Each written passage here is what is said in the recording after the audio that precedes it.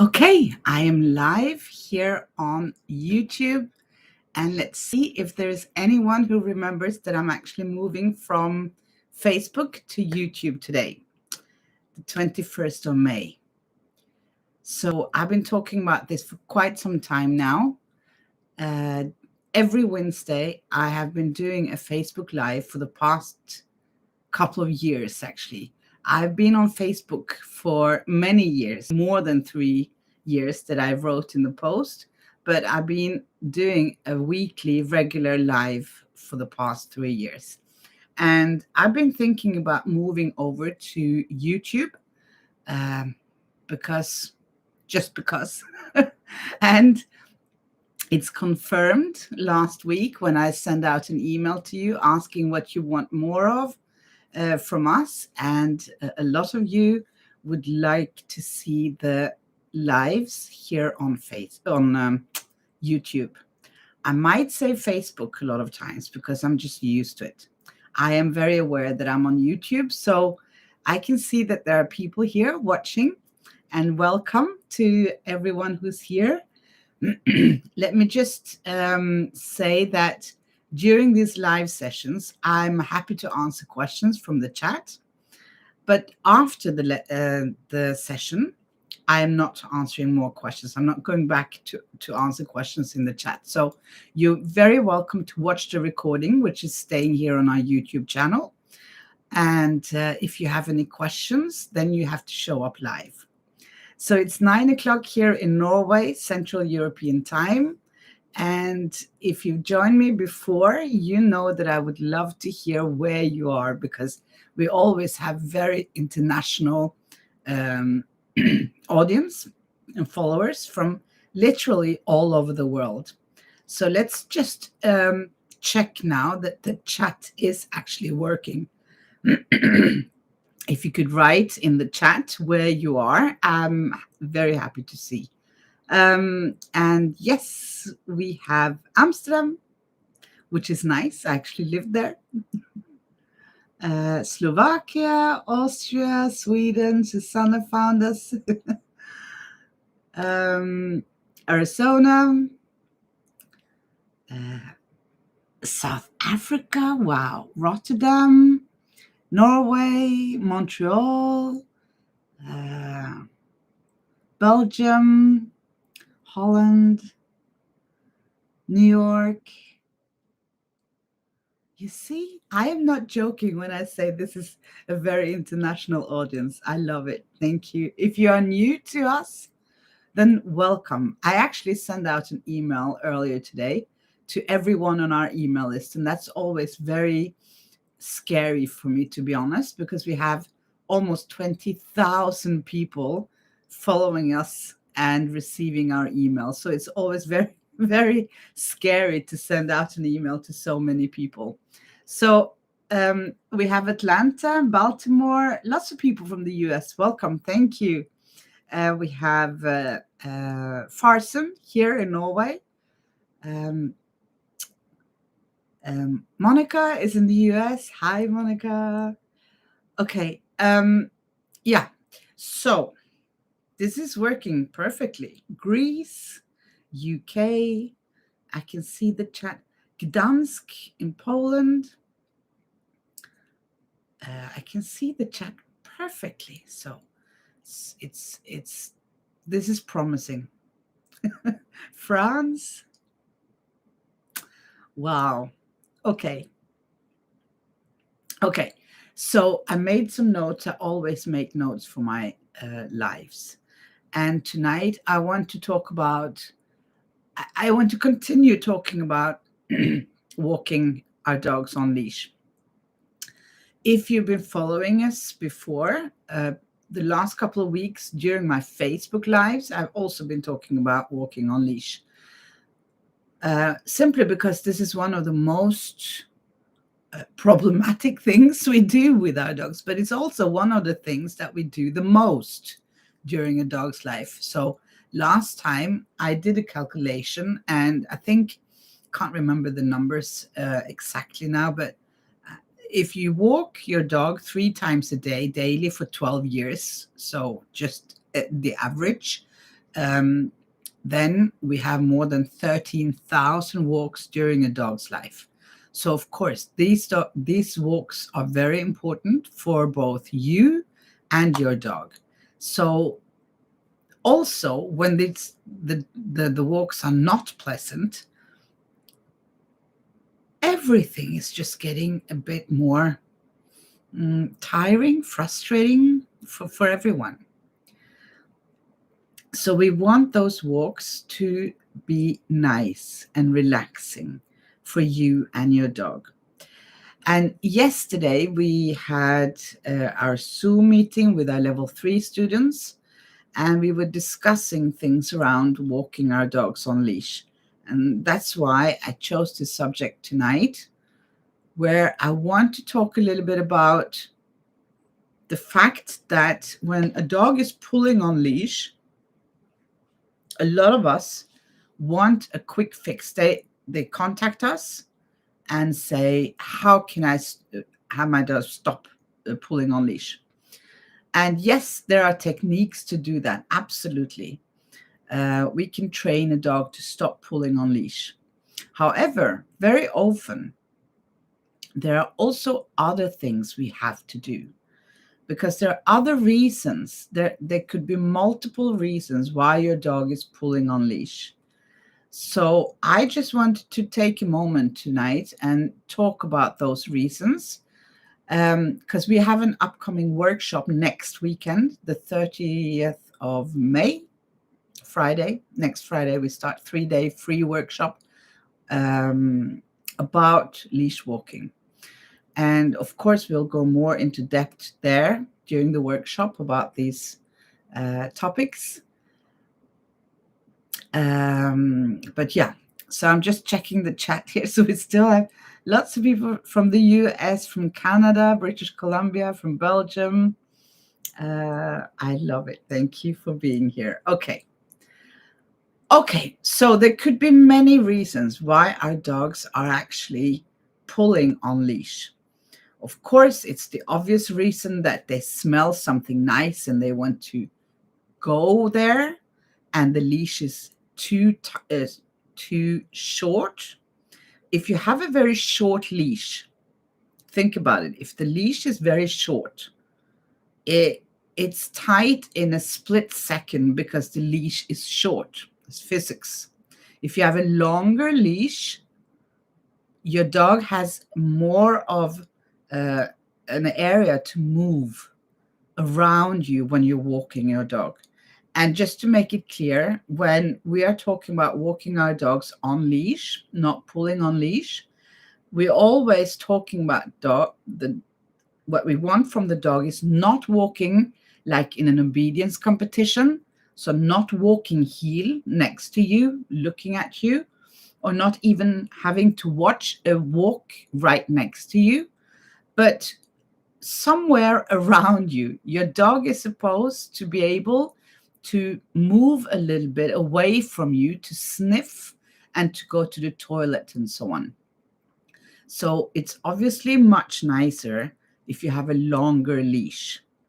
And if you have a longer leash, it doesn't get tight immediately. So it's that the dog wants to sniff something. Very often the reason why your dog is pulling on leash is us. We actually trained our puppies to do so. Dogs, they learn by association.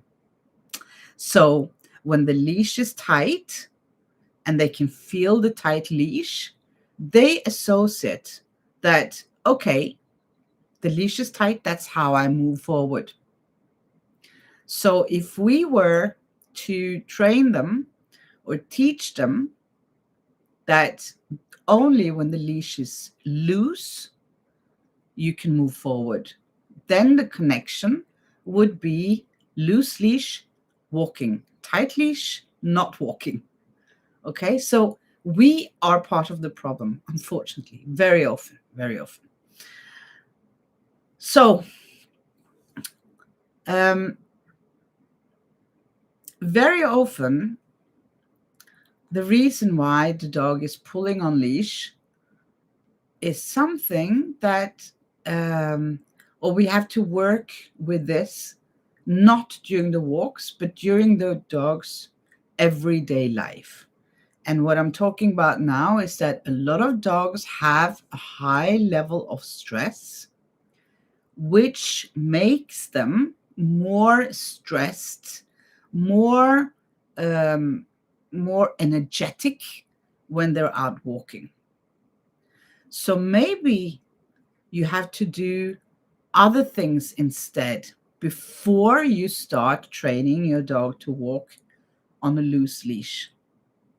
Very often when we do these consultations or private lessons, that's what we do. We start lowering the stress level, the general stress level in the dog, because we can't learn. Dogs or humans, we can't really learn very well if we are stressed. The brain is just not capable of learning very well if we are stressed. So we have to get the stress level down, and then we can start to learn. Then our brain is able to learn. So let me give you some examples.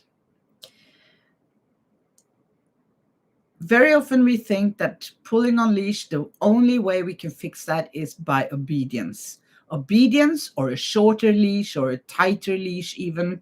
It's funny because I've seen dog schools that the solution to that problem in their courses is to hand out very, very short leashes, or even prong collars or horrible things like that. We don't use that here at Nordic Dog Training. We don't use any devices or anything that is causing discomfort. That can actually make your dog pull even more. Even halties, not even, but halties are really not nice, really not good. And we'll talk more about the equipment during the workshop as well. But these kind of devices that are promising you that your dog will walk nicer once you use them, we don't use them. And obedience is not the answer. Why? Because the main reason could be that they are emotionally stressed. And these devices, they're only treating the symptoms, not the cause of the problem. So it's like putting a lid to the problem. So if you have a dog that has a high level of stress, if you teach your dog to sit or to go and lay down, or you put your dog in a crate and close the door, you are not doing anything about the problem. And I can guarantee you that dogs, they are very easily adoptable and they're very easy to train. So when we put a lid to this problem, the stress isn't disappearing. It will come out in other ways. So maybe instead of barking and running and pulling on leash, maybe your dog will start chewing things or having other so-called problem behavior. It's just another way of releasing the tension inside their body. So we're not really doing anything good for the dog, and we're not really solving any problems. We're just creating new problems. So general stress and tension is a very common reason why dogs are pulling on leash, actually, and why they're just too energetic and too much when they're out walking. Some dogs, it can be like a sensory overload. Again, this is caused very often because the dog has a high level of stress, or it's a very, very sensitive dog. Maybe you have a very anxious dog, and then it could be a sensory overload. So another reason is also anxiety. Dogs that are anxious and fearful, they are very likely to pull on leash because they're walking faster. Everything they do basically is faster, and they pee more as well. Dogs that are stressed, just like humans, when we are stressed, we pee more. So it's basically that and a lack of emotional regulation. This could be for adolescent dogs, for example. So another reason, and which I think is kind of unfair to the dog though, but I want you to think about when you take your dog out for a walk and your dog is pulling on leash and moving very fast and dragging you all over the place. If your dog has been home the whole day, maybe you've been to work, you come home and you want to go for a walk with your dog. Could be various reasons why they are very happy to get out. It could be very basics that they need to go to the toilet.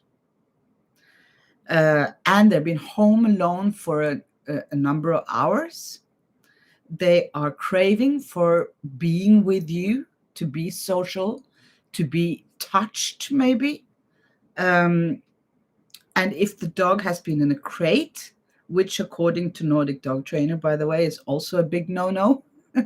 And I have 33 reasons, at least. I have probably 100, but I have a recording inside our Facebook group. If you want to, Facebook page.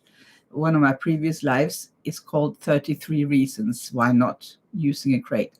So if your dog has been inside a crate home alone, it has the need to stretch out and to move and to all of these physical things, in addition to being very happy that you're home and going out for a walk. So when you start the walk with your dog is already overactive and very, very keen to walk fast and stressed, highly aroused maybe for any of these reasons, or maybe other reasons that I didn't mention.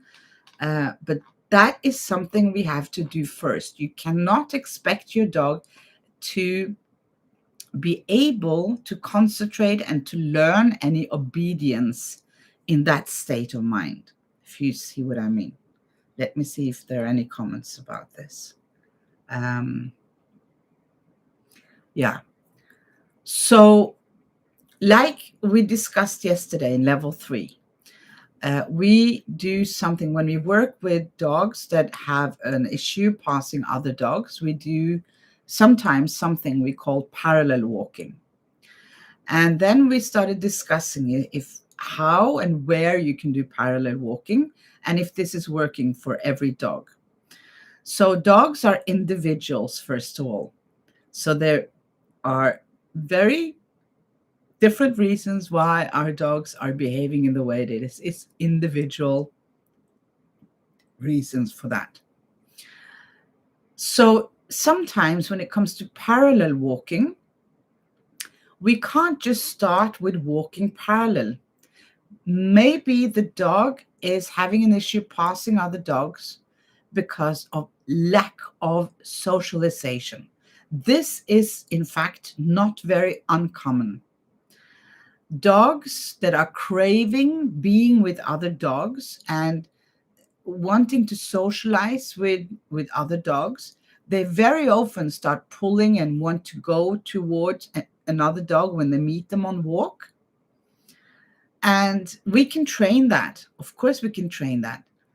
But first, we have to make sure that the needs of the dog, the basic needs, are met. So first, we need to do some kind of socialization so that the dog can get that need covered. So that would be being with other dogs, other safe, nice behaving dogs, of course. And then later on, you can start parallel walking or whatever kind of training we can do to help out with the pulling problem or the passing problem or whatever it is. I guess what I'm trying to say here, that in general, for everything I've said the last 10 minutes, we need to make sure that the general basic needs of a dog has been met before we can start the training. So if your dog is absolutely crazy, running out the door, whining, barking, and just going haywire when you're going out for a walk, could be many reasons, like I just mentioned. Could also be that your dog is just very happy to go outside. It's normal, it's nice, it's good, especially younger dogs. They're like, wow, the whole world is out there, birds, things to chase, to run after, all of these kind of things. So it's not necessarily a bad thing. I'm not saying it's a bad thing that we are doing something wrong.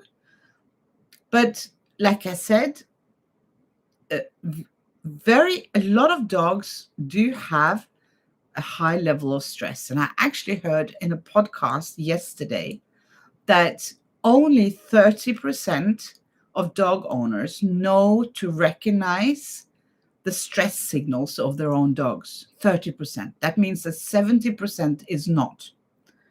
And that's okay. We've all been there. I didn't know until I knew. You have to learn it first. So we are not born with this knowledge. So we have to make it, be aware of this, and we have to learn about it. And that's why I'm so grateful that you're here tonight. So because you're curious and you're willing to learn. So that's where you have to start. So that's why I said in the email earlier today that this is a head start for the free workshop next weekend. If you already signed up for it, you can already now start to check out. What I want you to do is next time you take your dog out for a walk, observe your dog. Observe your dog from before you start walking your dog. Observe your dog, what's happening inside the house before you start walking. And I'm kind of giving it away here now, but if you have a dog that is highly aroused before going out for a walk, you should not start going, oh, do you want to go for a walk? Do you want to go for a walk? You know how many people are doing that? And they take the leash and they get the dog totally crazy before even putting on the leash. We are contributing to that stress, and it's really not helping. We have to be the opposite. If you want your dog to be calm, you have to be calm. So if you want a high energy dog on leash pulling you out the door, then you go crazy and go, do you want to go for a walk? But if you don't, and I highly recommend that you shouldn't, then you act calm as well. And there are things we can do to help the dog calm down before we actually start the actual walk. And I will talk more about that during the workshop as well. But there are things that we can quite easily do. It takes a couple of minutes before you go for a walk. So you can help your dog to calm down before you start the walk. So what you should do from now until next weekend when we start the workshop is to observe your dog and see if there might be an underlying cause of why your dog is pulling on leash. Maybe your dog is a bit stressed, has a certain level of stress in their body, which is not doing anything good for the pulling situation. And then we can talk about things that we can do to help your dog's stress level go down. Okay, now let's see if there's any. Do you have any questions? Then feel free to put them in the chat.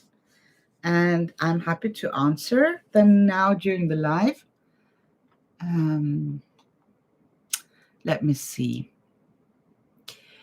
So the first one is from Anya. She's writing, on the beach, my dog is going loose on a 3-meter leash. He pulls on a long leash, 10 meters. Is he getting excited?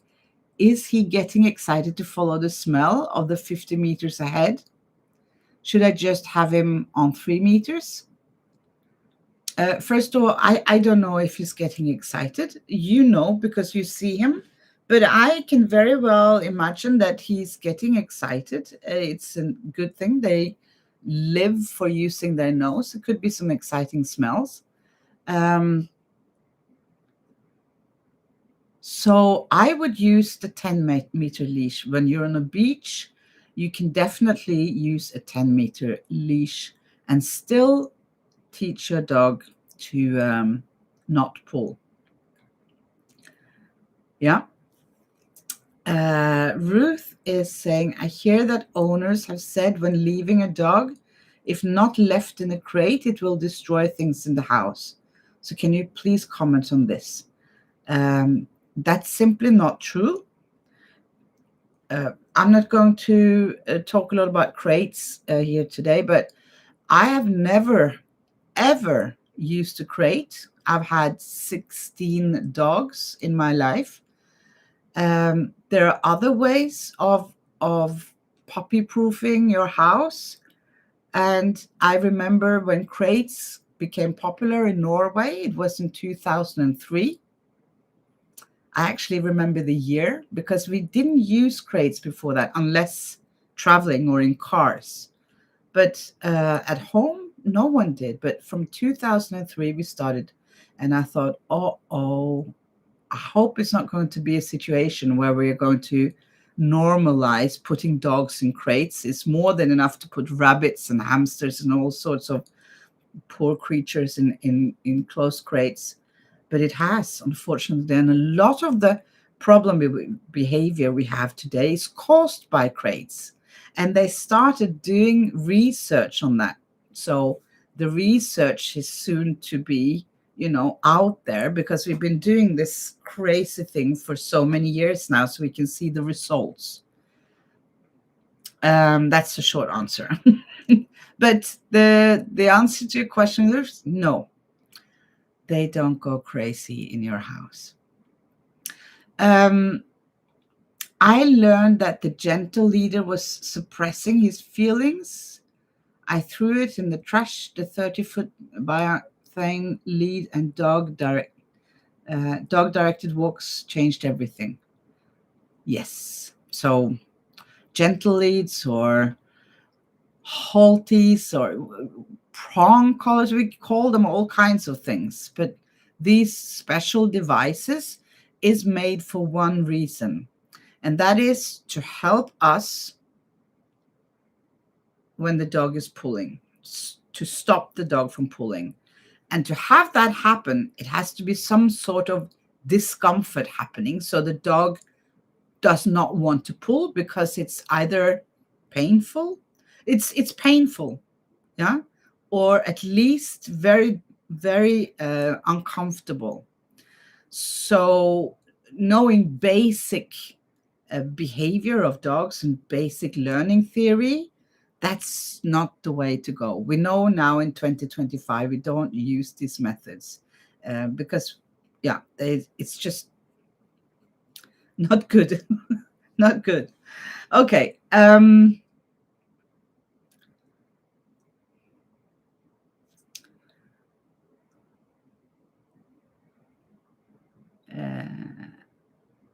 not sure what Ruth is saying. 33. Then use magnifying glass. Just looked it up for you. I'm not sure if that was a comment to me or what it was, Ruth. So Claudia is writing, my dog just knows when he sees me changing and starting to get super excited, even if I don't say anything. Yes, that's it. They know. They know even before we start change. They know because of the way we move and everything we do before we go out for a walk with the dogs. They are brilliant at reading our body language. And we usually have a kind of routine for this as well, to walk our dogs typically around the same time of the day. So yes, they can absolutely guess or know very well when we're taking them out for a walk.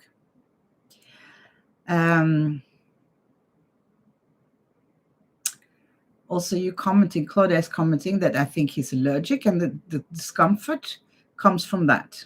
So it can contribute to his pulling. That can absolutely happen. Yeah.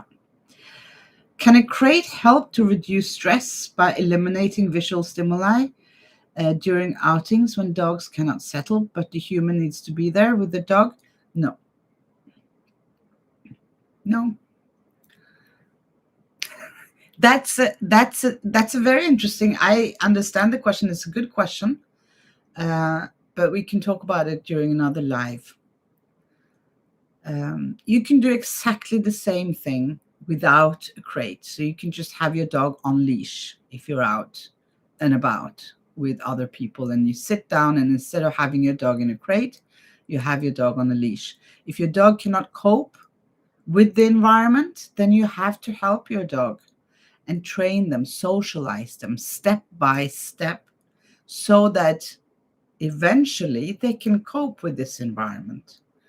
But it kind of, if you think about it, if you're stressed or if you have anxiety, if someone puts you in a tight space and you can't get out of there yourself by choice, it's not doing anything good for your anxiety, is it? On the contrary, you need more choices. Choice, choice, choice. And I have many previous lives on Facebook where I talked about the choice, the importance of choice. And now you got me going, because I love talking about choice. And definitely, I will do a whole live on choice and how we can use that when we are helping our dogs that are fearful, have anxiety, and all kinds of problem behavior, with choice instead of obedience or crates or whatever we used to think that we needed to do.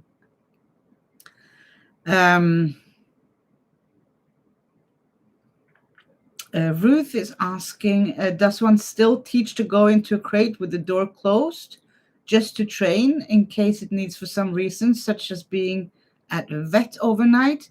No. That's a whole lecture about crates. But no, I never trained my dogs to be in a crate just in case. And again, I'll explain very short why. Dogs, they learn by association, right? So the only place I use crates is in the car. And then the dogs have to be used to being in a crate in the car, not in a crate anywhere else, but in the car, because they learn by association. So that's two very different things, to have a crate inside a house and in a moving car. So we have to train them to be in the crate. If the dog has to be in a vet overnight, it's already a very traumatic experience. So, and if your dog is injured or for some reason have to be in a crate, it's also very, very traumatic. So even if you have trained your dog to be in a crate in case something horrible will happen, it's no guarantee whatsoever that that will have any effect once the trauma is there. And again, sadly, I've seen it with my own dogs. Horrible things happening, having to be in crate overnight at the vet, so on. So yeah, there's no reason for that. Okay.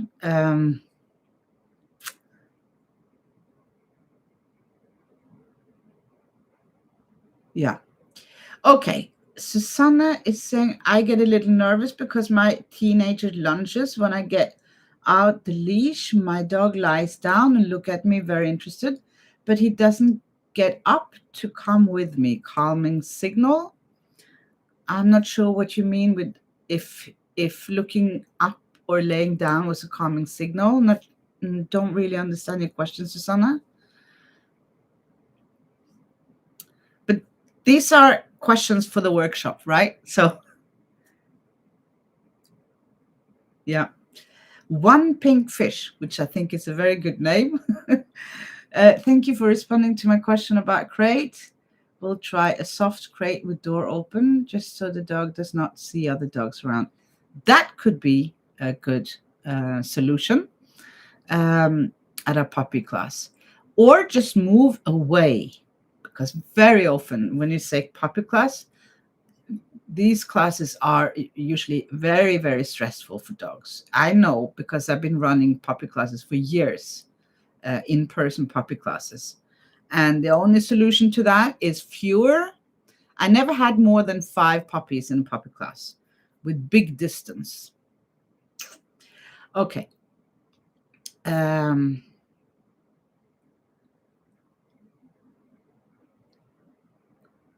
Linda is saying something about crate. Yeah.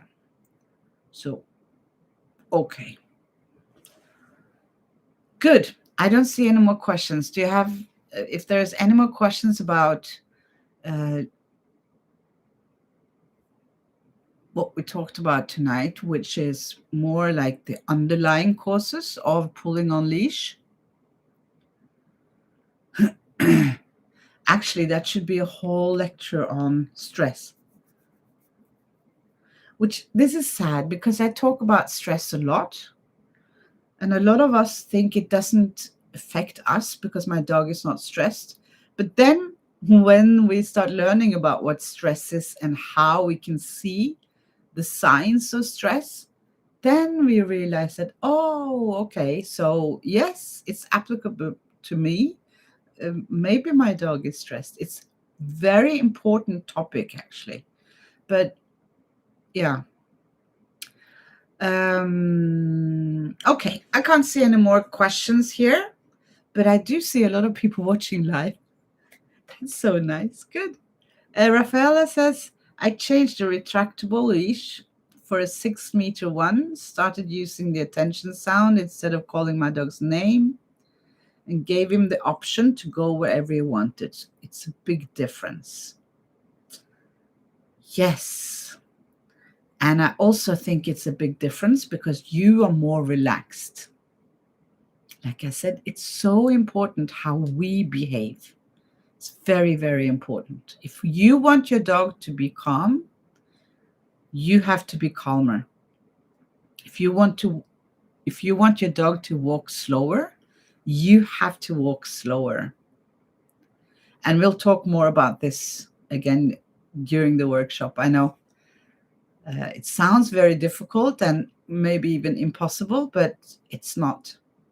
And believe me, I'm just saying, I've been there. I've had dogs myself that are pulling like crazy on leash. I've been frustrated. I've been tired. I've been hurting in my arm. I know it's not something I just, that I'm saying. So yes, it can be hard. That's why it's so very, very important that we do something about it. And for me, the frustrating thing is that I know now that we can do something about this. And then I see people don't do it. So the thing is that leash walking, you can absolutely do something about it. However, you have to actually do it. And you can't just listen to me. You have to go out and practice it as well. Okay. Okay. I'm going to see is there a question, or is it my pup pulls on leash when the whole family is walking together, but does not pull when just walking with me. Okay, so I don't think that was a question. It was just a yeah. Will we get the recordings for the workshop? The workshop next weekend is recorded, yes, for 24 hours, and you can get the VIP option where you get a full year access to recordings and Zoom calls, Q&As with me, so you get more individual help. So you can get up to a year recordings from the whole workshop. Marsha, definitely the word stress is misinterpreted. I don't know. There's no really other words for it, but I've tried to call the workshops and, the webinars different things, also not using the word stress. But yeah, we have to learn. We have to be curious and learn about it.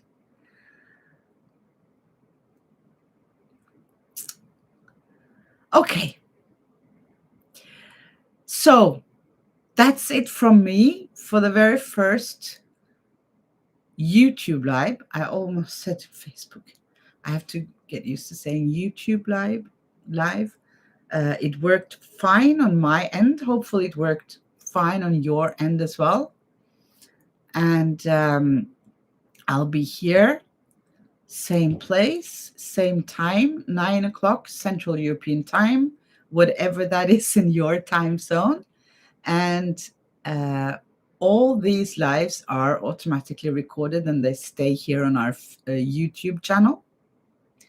And many of our previous Facebook lives are also here on our YouTube channel already. So you can go and have a look. I've had guests and we have webinars by Turid Rugaas and other trainers. And they're all here on the channel. The rest is still on Facebook. So there are literally hundreds of hours of free learning if you want to learn more. Also about stress and crates and everything you asked about.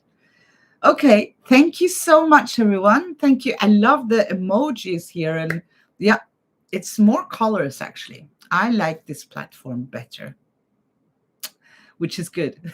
Have a very nice evening wherever you are. And thank you for taking the time. Really, thank you for taking the time to join me.